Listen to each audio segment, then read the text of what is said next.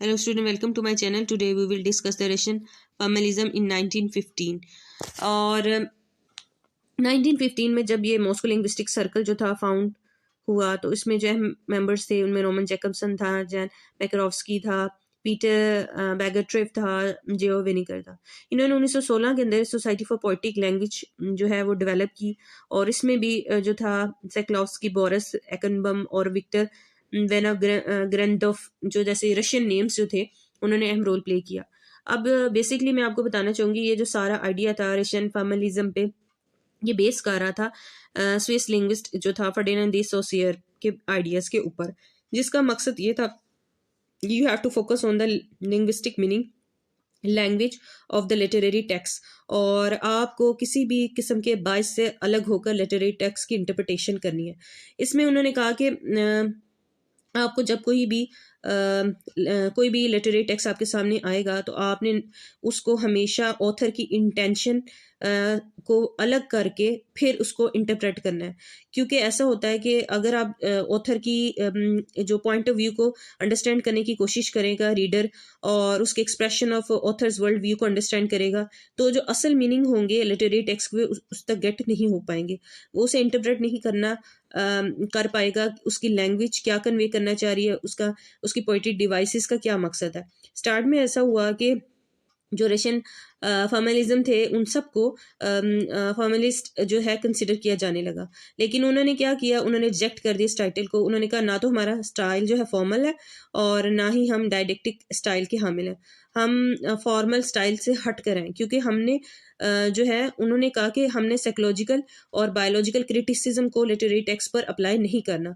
हमने literature literary text को एक ऑटोनमस टेक्स्ट के तौर पे लेना है जिस पर किसी भी किस्म की बाइसनेस नहीं होनी चाहिए, चाहे साइकोलॉजिकल क्रिटिसिज्म हो चाहे बायोलॉजिकल क्रिटिसिज्म हो। इस सिलसिले में उन्होंने एक साइंटिफिक अप्रोच डेवलप की और एक साइंटिफिक मेथड जो न्यू प्रिंसिपल पर बेस कर रहा था उसको इंट्रोड्यूस करवाया, जिसे हेमनियोटिक कहा जाता है। हेमनियोटिक के हवाले से मैं आपको बताऊंगी कि इसमें कुछ टर्म्स एंड कंडीशंस जो थी उन्होंने रशियन फॉर्मलिज्म ने जो थी उन्होंने इंट्रोड्यूस करवाई थी। उनके नज़दीक ये था कि अगर आपने किसी भी लिटरेरी टेक्स्ट को प्रॉपरली स्टडी करना है तो इसके लिए ज़रूरी है आप उसकी पोएटिक लैंग्वेज को अंडरस्टैंड करें, इसके लिंग्विस्टिक मीनिंग को, इसके स्ट्रक्चर को, इसके फीचर्स, डिफरेंट जो फीचर्स हैं स्ट्रक्चर को देखें कि एम्बिग मीटर है, ब्लैंक वर्ड्स हैं, इसके वर्ड्स क्या मीनिंग कन्वे कर रहे हैं।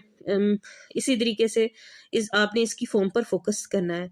अब ऐसा है कि इन लोगों के नज़दीक कि आप जब लिटरेरी टेक्स्ट को रीड आउट कर रहे हैं तो आपने उसके अंदर उसको पॉलिटिकल पॉइंट ऑफ व्यू से नहीं देखना और ना ही रिलीजियस या सोशल इश्यूज के हवाले से उसको देखना है, कि आपको इस किस्म की बाइसनेस से अलग होकर टेक्स्ट को स्टडी करना है और उस रिसर्च करना है, उसकी इंटरप्रिटेशन क्रिएट करनी है। यही वजह से अब यहाँ पे मैं एक इम्पॉर्टेंट बात बताऊंगी कि इन लोगों के नज़दीक जो क्या मीनिंग क्या है, लिटरेरी टेक्स्ट को कैसे जो है अंडरस्टैंड किया जाता है, उन्होंने इसके सेट ऑफ रूल्स किए। उन्होंने कहा कि हमेशा याद रखें form is period then the content, all the content is very important, ठीक है, लेकिन form is far more important. जैसे आप मिल्टन का एक स्टाइल है पैराडाइज लॉस का, उसकी फ्लावरी लैंग्वेज है, ठीक है, बम्बास्टिक लैंग्वेज का इस्तेमाल करता है और मुख्तलिफ डिवाइसेस का इस्तेमाल कर रहा है, तो वो यही कहता है कि आप ज़रूरी है कि आप अंडरस्टैंड करें कि form is more important than the content, ठीक है। और अगर जब ये दोनों चीज़ें होंगी तो आपने एनालिसिस करते हुए फॉर्म को प्रायोरिटी देनी है। सेकंड वो बात ये कहते हैं कि आप हमेशा याद रखें कि जो फॉर्म होता है वो इंटरनल मैकेनिज्म को रिप्रेजेंट करता है, उसमें जो मुख्तलिफ डिवाइसेस इस्तेमाल की जाती हैं खास तरीके कार होता है, जैसे कि स्ट्रक्चर है, ब्लैंक वर्स है, एम्बिक मीटर है, कोट्रेन स्टाइल है, स्टैंजा को डेवलप करते वक्त या फिर उसमें आप इंजॉयमेंट का इस्तेमाल कर रहे हैं, उसकी रिदम को, राइमिंग स्कीम को देख रहे हैं, तो ये सारी चीज़ें एक टेक्निकल वे से अंदर चल रही होती हैं पोइट्री के अंदर, जो कि आर्टफुलनेस और लिटरेरीनेस क्रिएट करती हैं, ठीक है। So content and subject matter is not included in analytical component, ना ही आपने कंटेंट को देखना है एनालिसिस करते हुए लिटरेरी टेक्स्ट को और ना ही उसके सब्जेक्ट मैटर को। फिर इसके अलावा इंपॉर्टेंट चीज़ उन्होंने कहा है कि हमेशा याद रखें literature is unified collection of the various literary defied. जब वो कोई भी पोइट जो है किसी भी लिटरेरी टेक्स्ट को जो है डेवलप कर रहा होता है तो उसमें मुख्तलिफ लिटरेरी डिवाइसेस का इस्तेमाल करता है, जिसमें ट्रेडिशनल भी हो सकती है, जैसे कि विक्टोरियन और रोमांटिक पोइट्री में इस्तेमाल करते रहे हैं पोइट्स, सटायर, एरनी, इसी तरीके से सिमली, मेटाफर्स और पनिंग वगैरह जो स्टाइल हैं, इसी तरह मॉडर्न पोइट्री के जो मुख्तलिफ लिटरेरी डिवाइसेस और फीचर्स हैं, जैसे कि एपिग्राफ है, इंटरटेक्चुअलिटी है, पैरोडी है, ये मुख्तलिफ चीज़ें हैं, मैक्सिमलिज्म है, ये मुख्तलिफ चीज़ें हैं जो कि मॉडर्न और जो ट्रेडिशनल पोइट्री के अंदर इस्तेमाल की जाती हैं। तो वो बेसिकली कह रहा है कि ये सारी यूनिफाइड फॉर्म के अंदर उस लिटरेरी टेक्स्ट के अंदर मौजूद होती है। And convention that can be objectively analyse. जब आपने इस लिटरेरी टेक्स्ट को एनालाइज करना है, समझने की कोशिश करनी है, तो हर किस्म की बाइसनेस से आज़ाद होना है। आपने अपनी पर्सनल फीलिंग मोशंस को सामने नहीं रखना, ना ऑथर की ना ही रीडर की, क्योंकि आपको सब्जेक्टिविटी इसके अंदर नहीं आनी चाहिए। आपको इस लिटरेचर को, इस लिटरेरी वर्क को आप ऑब्जेक्टिवली एनालाइज करने की ज़रूरत है, जिसमें ऑथर की intent has no significance for them. तभी आप उसका रिजल्ट जो है गेट कर सकते हैं, और वो गेट ट्रू जो मीनिंग है लिटरेरी टेक्स्ट है वो गेट कर सकते हैं। क्योंकि इनके नज़दीक जो लिटरेचर है वो सेल्फ इनक्लोज होता है, वो अपना हम मीनिंग रखता है, अपना वेट रखता है, एक उसके अंदर एक systematic analysis of the language use, language को एक खास सिस्टमेटिक वे से इस्तेमाल किया जाता है। हाँ, हम लैंग्वेज के हवाले से, लिंग्विस्टिक पॉइंट ऑफ व्यू से चीज़ों को देखेंगे, क्योंकि इनका सारा जो आइडिया, इनकी सारी आइडियोलॉजी जो बेस कर रही है वो फर्डिनेंड डी सॉसेयर के आइडियाज़ पर बेस कर रही है, जो कि एक लिंग्विस्ट है। सो इसलिए जब आप इन्होंने कहा कि जब आप इस न्यू साइंटिफिक मेथड को जब लिटरेचर का अप्लाई करेंगे, तो आपको एनालाइज करना है कि लिटरेरी और आर्टिस्टिक डिवाइसेस को, ताकि so that the writer manipulate in writing a text. So जो फॉर्मलिस्ट थे उन्होंने कहा कि new science of literature became the analysis of literary and artistic devices. और इसी तरीके से एक नया कॉन्सेप्ट जो था, जो विक्टर सेक्लॉव्स्की ने इंट्रोड्यूस करवाया था, उसका डिफेमिलियराइजेशन का कॉन्सेप्ट था, वो भी इसमें उन्होंने कहा कि जब आप किसी भी लिटरेरी टेक्स्ट को क्रिएट कर रहे होते हैं, तो आपने कॉमन लैंग्वेज, जो एवरीडे लैंग्वेज जो आम लोग बोलते हैं, उसकी लैंग्वेज को इस तरीके से पेश करना है आवाम के सामने, रीडर के सामने ऐसे पेश करना है कि वो जो कॉमन लैंग्वेज थी वो उनके लिए स्ट्रेंज फील हो, समथिंग न्यू फील हो, एक न्यू परसेप्शन डेवलप हो आपके रीडर की। सो आप कह सकते हैं इंस्ट्रेंजमेंट का इफेक्ट क्रिएट करना है, a process of making the strange the familiar, ऐसी चीज़ जिससे वो फेमिलियर भी हों लेकिन स्ट्रेंज भी हों, putting the old in the new light, which he called as the sphere of perception, जिसे ये एक असूल था जिसे विक्टर सेक्लॉव्स्की ने डिफाइन किया। जैसे कि वो कहता है कि जैसे डेजलिंग डार्कनेस, अब डेजलिंग डार्कनेस में एक एलिट्रेशन भी आ रही है और दूसरा ये पेयर्स ऑफ वर्ड भी इस्तेमाल हुए। तो इस तरीके से रीडर जो क्या करता है, इस तरह उसका इंटरेस्ट भी डेवलप होता है, और साथ साथ वो क्या कर रहा होता है कि कॉमन जो इमेज होता है उसे री एग्जामिन करने की कोशिश कर रहा होता है। इसी तरीके से वो कहता है कि अगर ये तो उसने पोइट्री का थोड़ा सा उसने ना प्रोज के हवाले से भी बताया कि जब नरेटिव प्रोज डेवलप की जा रही होती है, दो इंपॉर्टेंट चीज़ होती हैं जिसका एनालिसिस करना ज़रूरी है।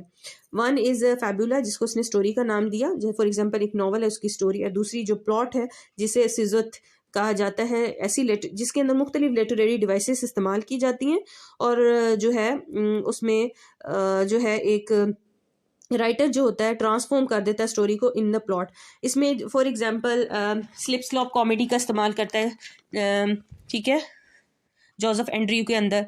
और इसी तरीके से मुख्तलिफ जो टेक्निक्स होती हैं वो इस्तेमाल करके, स्ट्रीम ऑफ कॉन्शियसनेस का जैसे इस्तेमाल कर रहा है वर्जीनिया वुल्फ करती है, ये जेम्स जॉय करते हैं, तो इस तरह से वो लिटरेरी डिवाइसेस का इस्तेमाल करके पूरे प्लॉट को डेवलप कर रहा होता है। ठीक है, तो ये दोनों चीज़ें इंपॉर्टेंट है प्लॉट को डेवलप करते हुए। लिटरेरी डिवाइसेस जैसे stream of consciousness, slip slope comedy जो कि जोसेफ एंड्रयू की एग्जाम्पल है, एपिफेनी जैसे जोसेफ, इसी तरह जेम्स जॉय का एक टेक्निक है। ठीक है, ये वो सारी चीज़ें हैं जो कि इंटरेस्ट डेवलप करती हैं रीडर के, वो चीज़ें जो होती तो मतलब आप कह सकते हैं कि आम जबान में उससे फेमिलियर तो हो रहा होता है, लेकिन एक नया स्टाइल के अंदर उसको पेश कर रहा होता है जो ऑथर या फिर पोइट जो होता है। फिर इसके अलावा वो कहता है प्रोज के अंदर एक 3 चीज़ें और इंक्लूड की जाती हैं, जिसमें एक डाइग्रेशन, सरप्राइज और डिसरप्शन एलिमेंट्स होते हैं, जो कि डिफेमिलियराइजेशन के फैक्ट को क्रिएट कर रहे होते हैं।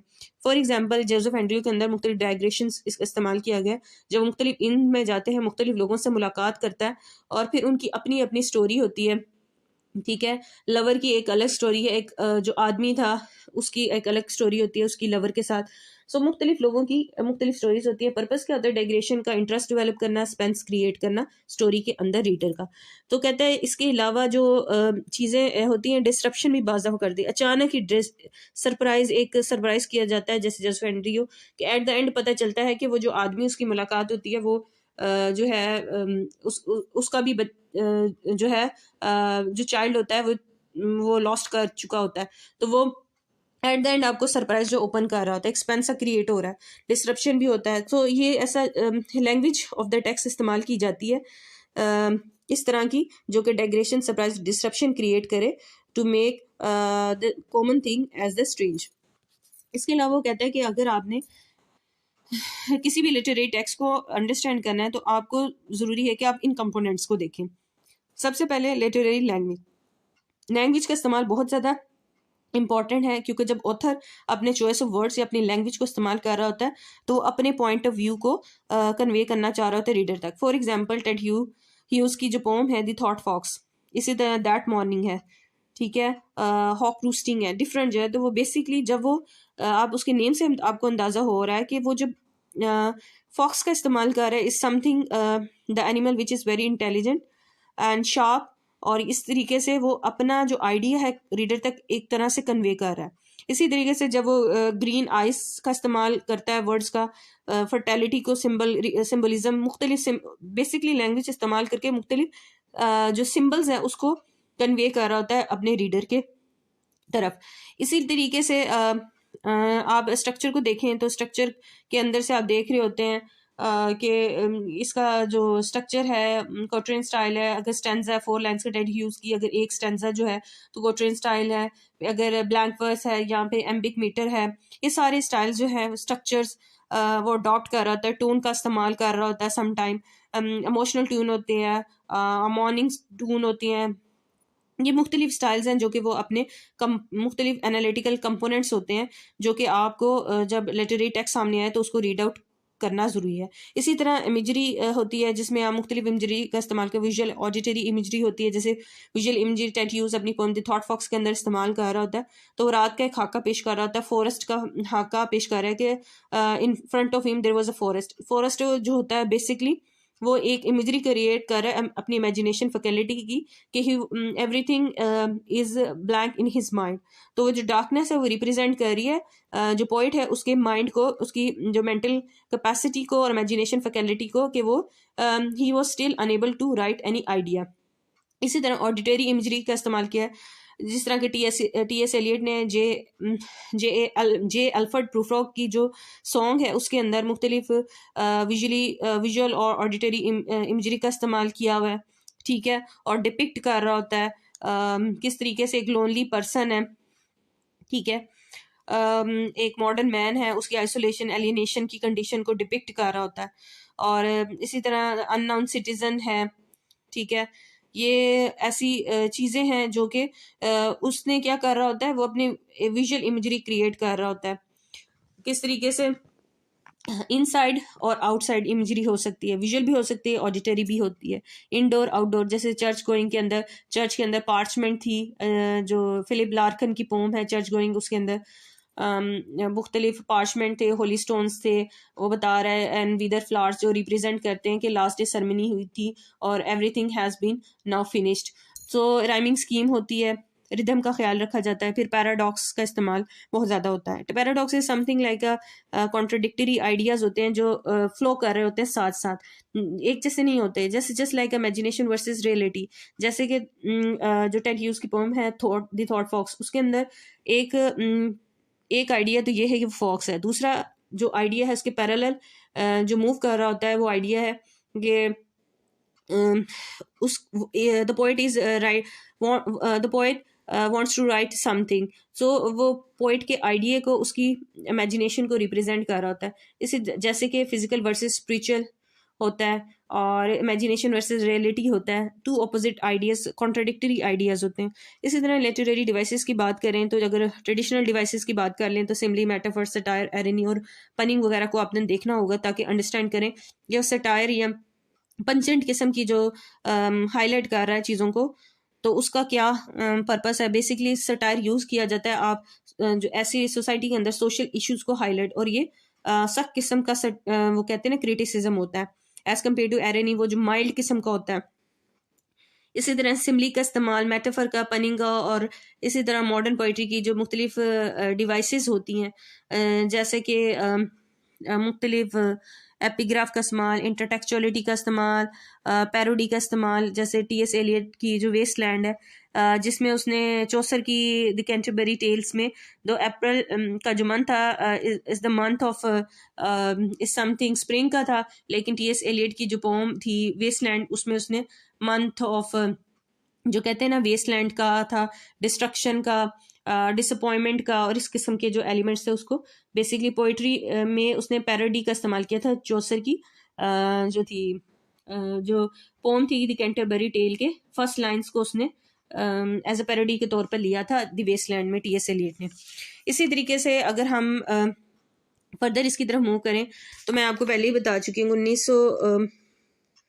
1926 के अंदर ऐसा हुआ कि 1926 में जो प्रोलिंग्विस्टिक सर्कल था जैकबसन ने क्रिएट किया, और जैकबसन ने जब रोमन जैकबसन ने इसको क्रिएट किया तो पर्पस ये था कि जो पोइटिक लैंग्वेज लिंग्विस्टिक के हवाले से इस स्पिरिट को जिंदा रखा जाए। लेकिन 1930 में मैं पहले बता चुकी हूँ कि इस ग्रुप को डिस्बैंड कर दिया गया, क्योंकि एग्रेशन जो आइडियोलॉजी और उसके थॉट्स जो पॉलिटिकल थॉट्स थी उसकी वजह से, क्योंकि उन्हें जो थे रशियन फॉर्मलिज्म थे से रेलिवेंट जितने भी लोग थे उनको ये कहा गया था कि आप लिटरेचर को इंटरप्रेट करें on the basis of the Stalinistic regime के हवाले से। स्टालिन जो था he was famous for his political and ideological perspective, और जिसकी वजह से दुनिया में बहुत सी वॉर्स हो चुकी थी। सो दे डिनाइड, जिसकी वजह से इनके जो ग्रुप था 1930 के अंदर इसको बैंड कर दिया। और पहले ही बता चुकी हूँ कि 1915 में ये मॉस्को लिंग्विस्टिक सर्कल स्टार्ट हुआ, 1916 में सोसाइटी बनी, ठीक है, 1926 में जैकबसन ने प्रॉग लिंग्विस्टिक सर्कल बनाया, और फिर 1930 में इसको बैन कर दिया गया। अब हाउ टू अप्लाई, हम किस तरीके से लिटरेरी टेक्स्ट पर इस पर अप्लाई कर सकते हैं? इसका तरीका ये कि हम कंपोनेंट्स को देखें, मुख्तलिफ कंपोनेंट्स जो लिटरेरी टेक्स्ट के अंदर मौजूद होंगे, पोइट्री के अंदर होंगे। पैक ऑफ फॉर्मुलिस्टिक डिवाइसेस, एक पूरा एक पैकेज होता है जिसके अंदर मुख्तलिफ डिवाइसेस का इस्तेमाल होता है फॉर लिटरेरी फॉरग्राउंडिंग दी फेम। उसका इन सब को मिलाया जाए तो उसमें 1 बाय 1 क्या, एक आप देखते हैं उसकी पोइटिक वे को, उसके सेट ऑफ रूल को, उसकी टेक्निकल डिवाइसेस को, उसके आर्ट को, एस्थेटिक सेंस को देख रहे हैं to get the literary forms, ठीक है।